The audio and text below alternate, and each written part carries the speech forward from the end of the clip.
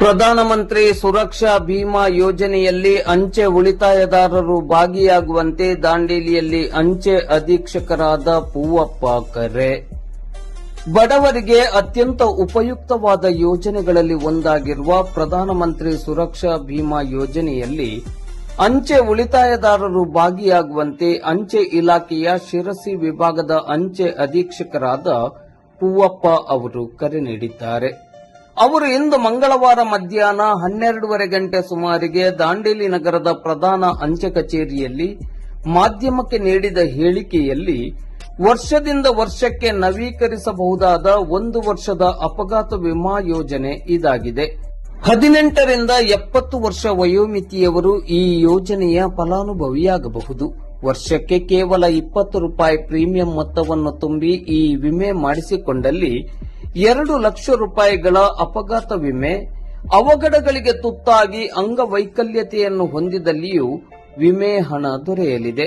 ನಿಮ್ಮ ಹತ್ತಿರದಲ್ಲಿರುವ ಅಂಚೆ ಕಚೇರಿಗೆ ಭೇಟಿ ನೀಡಿ ಈ ಯೋಜನೆಯ ಫಲಾನುಭವಿಯಾಗಬಹುದು. ಕೇಂದ್ರ ಸರ್ಕಾರದ ಮಹತ್ವಪೂರ್ಣ ಯೋಜನೆಯಾಗಿರುವ ಈ ಯೋಜನೆಯ ಪ್ರಯೋಜನವನ್ನು ಸಾರ್ವಜನಿಕರು ಪಡೆದುಕೊಳ್ಳುವಂತೆ ಪೂವಪ್ಪ ಅವರು ಕರೆ ನೀಡಿದರು. ನಮಸ್ಕಾರ. ಪ್ರಧಾನಮಂತ್ರಿ ಸುರಕ್ಷಾ ಭೀಮಾ ಯೋಜನೆ ಅನ್ನೋದು ಭಾರತ ಸರ್ಕಾರದಿಂದ ಪ್ರಾಯೋಜಿತ ಕಾರ್ಯಕ್ರಮ. ವಿಶೇಷವಾಗಿ ಬಡಜನರಿಗೆ ಬಹಳಷ್ಟು ನೆರವಾಗುವಂತಹ ಒಂದು ವಿಮಾ ಯೋಜನೆ.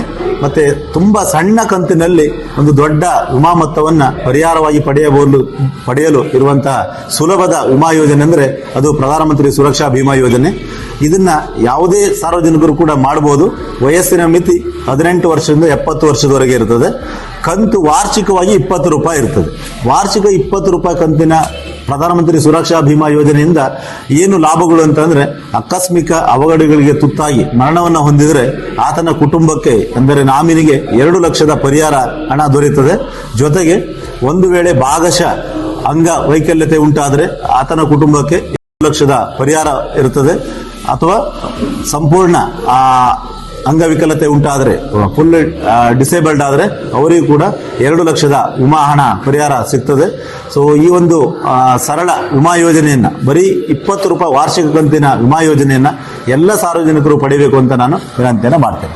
ಸರ್, ಈ ಯೋಜನೆಯ ಫಲಾನುಭವಿ ಆಗಬೇಕು ಅಂತಿದ್ರೆ ಅವ್ರಿಗೆ ಇರಬೇಕಾದ ಅರ್ಹತೆಗಳನ್ನು? ಅರ್ಹತೆ ಬಹಳಷ್ಟು ಸುಲಭ.